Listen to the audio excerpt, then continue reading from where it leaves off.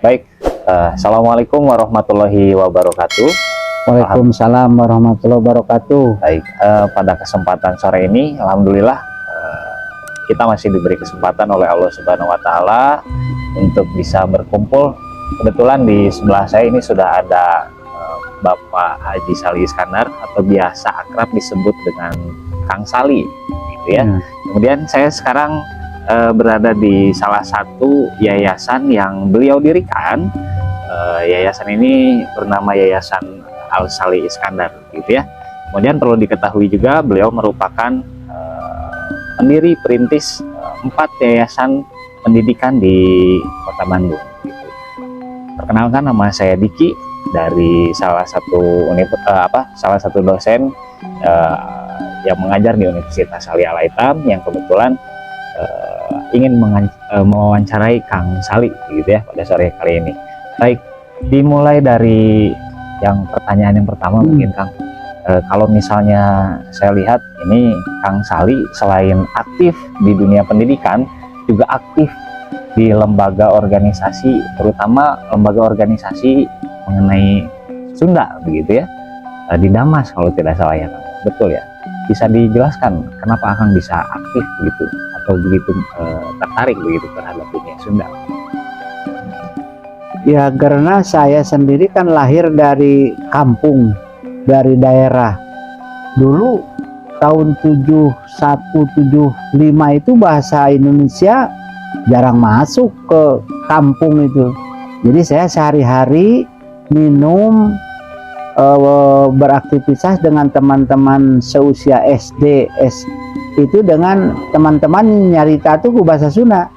Jarang di kampung pakai bahasa Indonesia. Jadi kita tuh latar belakang seperti itulah.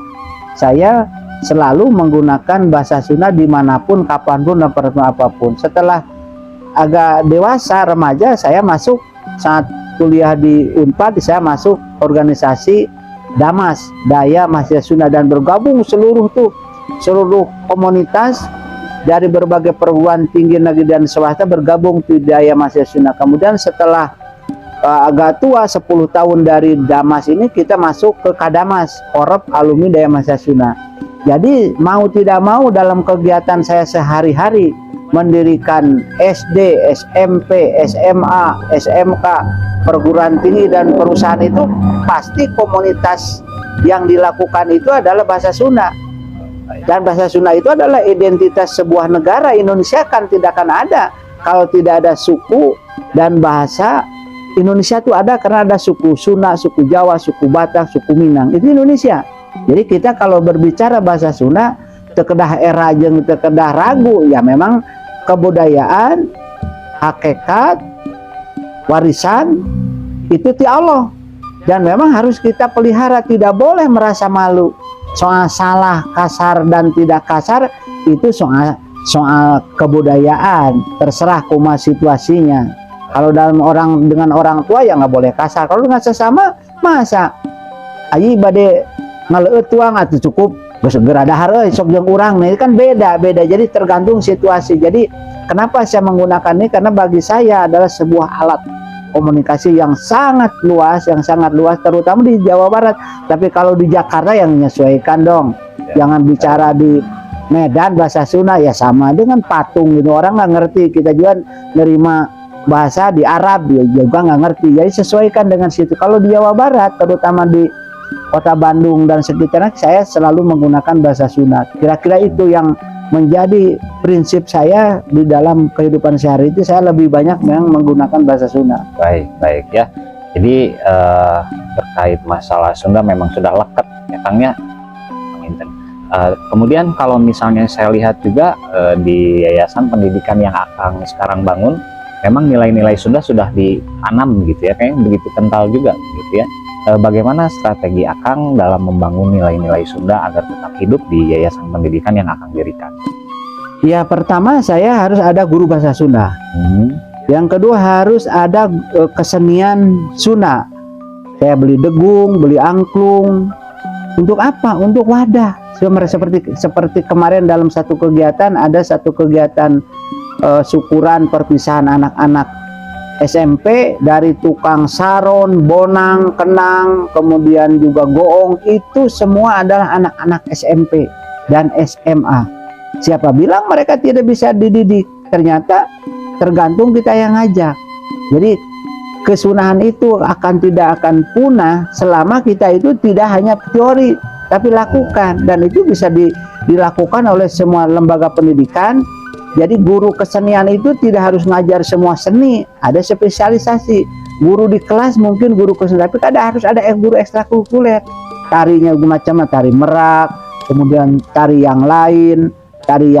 Jadi kita itu harus seperti itu. Jadi kalau bahasa Sunda cekasarama ulah sunyarios laksanakeun tingkah jeung parikolahna itu bahasa Sunda anu sanes bakal nurutan dibanding sareng referensi segala macam. Lebih baik tidak usah memikirkan bagaimana generasi Sunda itu akan kehilangan, siapa bilang.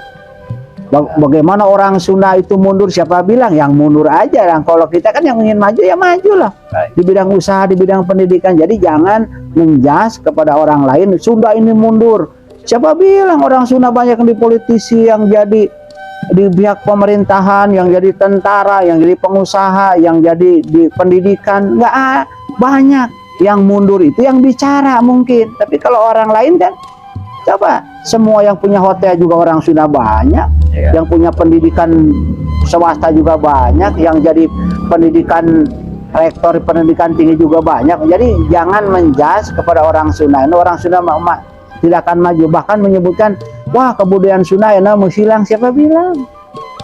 Selama manusia Sunda ayah, selama mengimpi ku bahasa Sunda, insya Allah pagi ngurangan mungkin ayah ngurangan, tapi biasakan terutama di lingkungan keluarga Kang Diki. Jadi abdi simkuring di keluarganya lira diupangakeun barudak teh bahasa Sunda piwarang neng pangyanakeun itu gelas nu aki hoyong ngaleut pangyanakeun atanapi bahasa lagu-lagu Sunda bade lagu ngojang geulis, lagu coban pali diupayakan barangkali nu arifkeun teh ngartosan teh ku bahasa Sunda. Jadi lami-lami kan ku bahasa Sunda insya Allah. Jadi teu aya istilah orang Sunda kurang teu aya saresna. Anu penting mau bersaing orang Sunda teh anu penting mah. Mau bersaing lamun orang Sunda teu mau bersaing malah kemajuan. Bersaing persaingan sehat, persaingan usaha, persaingan politik, persaingan ekonomi, persaingan dalam pendidikan, persaingan itu tujuannya untuk mengasah otak. Kan ayat di orang sana mah sili asah, sili asih, sili asuh. Itu prinsip di orang Sunda. Cager, bener, pinter, tursinger, itu prinsip orang Sunda anu memang naon ku orang Sundanya lira itu tetap dipakai kegiatan sehari-hari gitu. Ya baik, jadi luar biasa sekali ya apa yang tadi Akang Sali ceritakan gitu. Jadi bagaimana beliau mengimplementasikan nilai-nilai Sunda pada kehidupan sehari-hari agar tidak tergerus oleh perkembangan zaman gitu ya. Kemudian Kang Sali mungkin ya ada pertanyaan lain terkait menerapkan nilai-nilai kepemimpinan ya, kepemimpinan sebagai orang Sunda gitu ya, atau eksistensi kita sebagai orang Sunda. Kan banyak juga mungkin ya tokoh-tokoh yang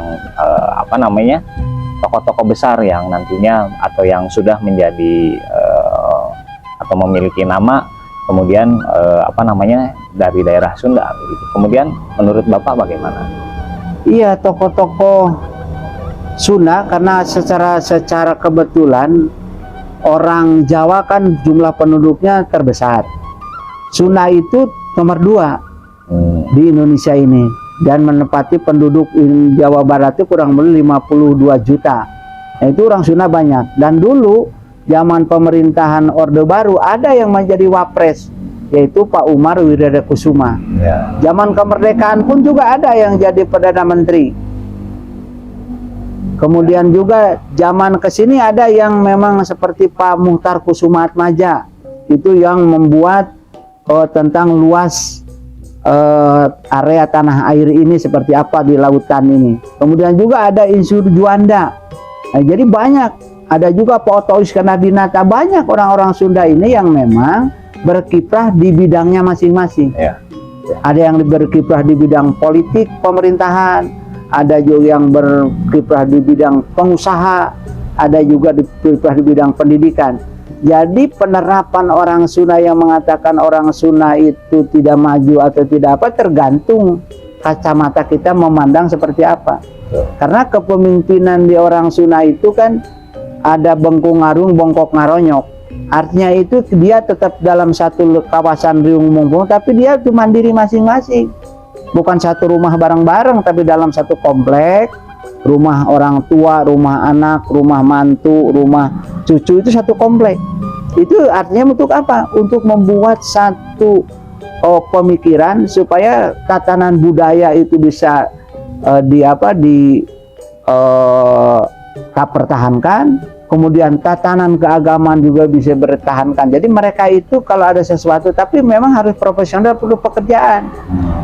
Orang Sunda banyak yang menciptakan lapangan pekerjaan, banyak. Jadi kita ini memang jangan mengkotak-kotakan. Jadi kepemimpinan di Kesunan ini insya Allah lambat laun juga terus bergulir. Baik. Nah seperti sekarang ini kan di Jawa Barat tuh akan ada pemilihan kepemimpinan. Ya memang diutamakan kalau tidak ada dulu ya orang Sunda gitu. Siapa saja tergantung dari partai atau dari orang yang mengusung, tapi diutamakan orang yang cakap, memahami dan mau mengayomi pilihan rakyat, ya kita terima gitu. Jadi memang kalau memang sudah tidak ada ya nggak apa-apa orang di luar Sunda, tapi kalau masih ada dan mampu untuk mengelola Jawa Barat, kenapa tidak? Jadi karena memang agak mudah budayanya, pimpinan orang Sunda, rakyatnya orang Sunda akan mudah dibanding dengan berbeda budaya, berbeda habitat, berbeda kebiasaan, itu akan sulit bagi mereka memimpin. Nah inilah kepemimpinan orang Sunda itu di tingkat nasional harus ada, di tingkat provinsi harus ada, di tingkat Jawa Barat ada, di tingkat kabupaten kota juga harus ada. Dan kita memang mengutang, kalau orang umpamakan orang di luar Jawa ya masing-masing mangga ya, gitu silahkan. Jadi kita diutamakan orang kita, bukan kita hawak, nggak juga, tapi kita saling kasih porsi, saling kasih kesempatan kepada minimal pribumi dulu sebelumnya. Kecuali orang pribumi, orang Sunda tidak ada, ya jangan dipaksakan. Lebih baik ngambil yang lain. Tapi kalau masih ada, kenapa tidak gitu? Yang penting itu kita bareng-bareng menghormati konstitusi, menghormati kebersamaan, sehingga secara legalitas, legal formal bahwa inilah pilihan rakyat kita. Ini kita seperti itu. Kalau orang Sunda kan rukun, jarang pasea, jarang berantem gitu. Jadi janganlah. Jadi kita tuh rukun. Bahkan orang Sunda tuh kudu aya paribasa, kudu hade ka semah, tapi semah ulangan ngesekeun boga imah, begitu kan kira-kira. Jadi siapapun boleh datang ke Jawa Barat, tapi hormati budaya Jawa Baratnya. Ya. Di mana langit dijunjung, tanah juga diinjak. Artinya budaya itu dihormati. Jangan mentang-mentang dari sana kemudian jadi berantem. Orang Sunda tuh kalau ada permasalahan tuh jangan melakukan dengan konfrontasi, demo. Yang penting itu kita salurkan. Tapi pemimpinnya juga jangan budak, dengarin dong. Ya. Keinginannya dengarkan dong, ke ininya keinginan rakyat. Ya itulah yang disebut, ada kan di orang Sunda itu ada lagunya Sabi Lulungan, sifat gotong royong, Sabi Lulungan, dan seterusnya. Itu kan sebuah lagu yang memang mencerminkan jiwa, semangat, juang orang Sunda. Kalau ada sesuatu tuh mau ingin maju, ayo gotong royong, bareng-bareng. Kalau ingin berkembang itu, ayo bareng-bareng dong, silih dukung, silih rojong. Itu sifatnya, jangan sampai saling caci maki, saling berontak sehingga tidak lagi mencapai tujuan. Nah kurang lebih itu sifat-sifat kepemimpinan orang Sunda itu, bukannya di pemerintahan formal, Kang Diki, di keluarga pun kepemimpinan orang Sunda itu diperlukan. Apalagi orang Sunda itu hampir notabene kebanyakan itu Islam, jarang yang Kristen. Jadi antara kesundaan dengan keislaman ini dipadu, yang sama-sama aturan yang dari Kangjeng Nabi dipertahankan, dilaksanakan, aturan Sundanya juga dipertahankan juga. Betul. HDK Sema, kudu somea, Kemudian juga tata sopan santun kudu ada, kan orang Sunda itu begitu. Bukan berarti orang Sunda elehan, nggak ada. Sekarang orang Sunda tuh mangatipeun sekarang jangan rubah.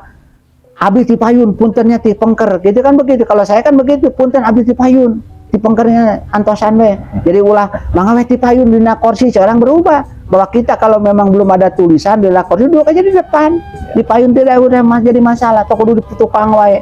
Mungkin konsumsi ke pangkelana di payun. Jadi budaya mangati payun kita robah sekarang, bios abi nuti payun gitu. Manga nuti pengker mati pengkernya calikna gitu, atau kesempatan kerja, kesempatan memimpin, kesempatan apa kadang berani, tapi dengan catatan proporsional dan profesional. Itu yang kita hadapi. Baik. Itu kurang lebih Kang Diki. Baik, terima kasih ya, sangat inspiratif sekali. Kemudian Kang Salim melihat sekarang ini zamannya sudah luar biasa perkembangannya gitu ya.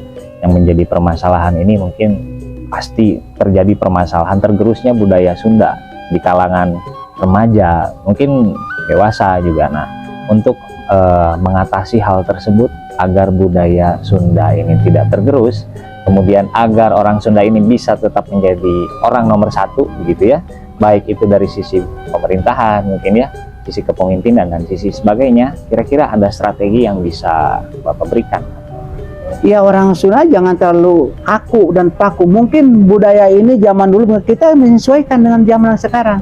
Sebagai contoh saja, kalau dulu lagu Sabilulungan seperti itu, tapi sekarang dirubah dengan genre-genre. Atau lagu Mojang Priangan, dulu kan awalnya begitu, sekarang dirubah kan. Betul. Nah, tetap alatnya itu ada Sunda, tapi nuansa itu berbeda. Seperti mengelola, kalau dulu kan partai cuma 3, sekarang beberapa. Jadi orang Sunda itu harus masuk juga ke partai kalau jadi pemimpin, karena alatnya. Kalau juga orang Sunda itu harus jadi pengusaha, karena itu adalah alatnya gitu. Jadi kita harus harus menyesuaikan tantangan zaman. Kumaha Sunda kapayun, kumaha Sunda di hari yang kiwari, kan kedah sesuai gitu, kedah menyesuaikan diri. Nah ini akan kalau umpama udah ke bawah lagi kia ya belum tentu juga cocok dengan anak muda sekarang. Saya lihatkan seperti zaman Calung Darso umpamakan lagu begitu kan dimodifikasi, ada elektron, ada sekarang. Kalau dulu kan calung asli, ada degung juga, semua itu memang modifikasi gitu. Jadi tidak terpaku kepada satu aturan. Wayang saja berubah. Oh, zaman wayang ini begini, sekarang udah berubah karena situasi. Mungkin kalau dulu kalau Jawa wayang tiga anu penting anu rame-rame, nah kan menyesuaikan. Seperti tari. Kalau dulu kan tari biasa, kalau sekarang antara Sunda dengan Islam disesuaikan. Tari merak teu kudu katingali ketekna, tapi dibungkus. Tari merak tetap ada, tapi nuansa Islamnya itu kan tari jaipongan. Kalau dulu gitaknya pantat, kalau sekarang kan dirubah tidak. Jadi menyesuaikan, Islamnya tetap ke bawah, ke Sundanya ke bawah. Jadi sekarang ini kalau kita menyesuaikan dengan situasi, insya Allah. Tapi kalau umpamakan harus begini, orang tidak banyak yang juga berubah pemikiran. Oh, saya mah sukanya begini. Terutama teman-teman yang memang memadukan antara budaya Islam dengan budaya Sunda, itu rata-rata dipadukan. Tapi budaya, tapi kalau ibadah tidak, masing-masing gitu kan. Nah ini untuk menjaga Kang Diki. Kalau kita terpaku, umpamakan kaku, ya susah untuk berkembang. Akhirnya orang ngobrol, mungkin ku bahasa Sunda tapi orang lain ngerti enggak? Ya kita campur bahasa Sunda mangga, bahasa Indonesia mangga, bisa bahasa Inggris, karena komunitas orang Sunda lain Sunda mungkin di bumi masing-masing ngomong bahasa Sunda. Tapi di luaran orang harus toleran kepada orang lain. Sekali-kali heureunya mungkin bahasa Atanagura teking gitu mending ngaleut di dia atau kumaha kan pidato memang bahasa selipkeun dalam satu kesempatan. Seperti saya kan setiap kesempatan itu pasti bahasa Sunda selipkeun. Mungkin bisa jadi bodor, bisa jadi heureuh, terserah. Yang penting itu misinya itu nyampe. Sebab kalau umpama dalam pertemuan satu organisasi lain orang Sunda bungku ya cilaka aja. Batu apaan itu saliti ngomong kayak gitu, dicampur mah satu bahasa Indonesia sekali bahasa Sunda kan lebih ini aja. Orang Jawa juga sama, dia bahasa Indonesia pakai bahasa Jawa sama lah. Orang Minang juga bahasa Indonesia, mereka bahasa Minang sama gitu. Jadi seperti itu. Jadi kita tidak boleh kaku, sesuai dengan kondisi dan perkembangan zaman. Baik, luar biasa ya pemirsa. inspiratif sekali apa yang tadi disampaikan oleh Bapak Sali. Jadi memang terkait masalah tadi ya, dari jati diri kita sebagai orang Sunda, yang mana tadi sangat luas pembahasannya ya, sampai masalah ke dunia pendidikan, kemudian karakter, kemudian selanjutnya masalah kenegaraan juga, nasionalis juga gitu ya, kemudian kepemimpinan juga begitu. Tadi disinggung oleh Bapak Sali atau Kang Sali gitu ya, sangat inspiratif terkait apa yang beliau sampaikan pada sore hari ini. Untuk wawancara pada sesi hari ini kita selesaikan saja. Assalamualaikum warahmatullahi wabarakatuh. Waalaikumsalam warahmatullahi wabarakatuh.